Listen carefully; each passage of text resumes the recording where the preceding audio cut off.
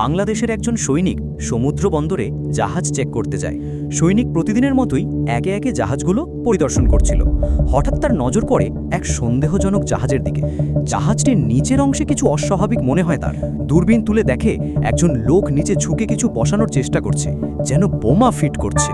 সঙ্গে সঙ্গে সৈনিকের মুখে দৃঢ়তা। সে দ্রুত রিপোর্ট না করে নিজেই উদ্যোগ নেয়। স্পিড বোটে চেপে জাহাজের দিকে ছুটে যায়। মুহূর্তের মধ্যে সেই জাহাজে উঠে পড়ে।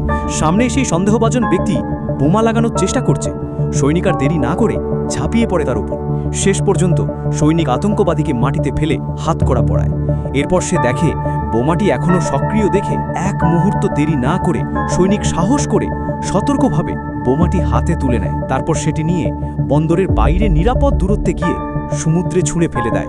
সৈনিক তীরে ফিরে এলে চারপাশে উপস্থিত সবাই হাততালি দিতে থাকে। এই রকম সাহসিকতার জন্য একটা লাইক আর সাবস্ক্রাইব করুন।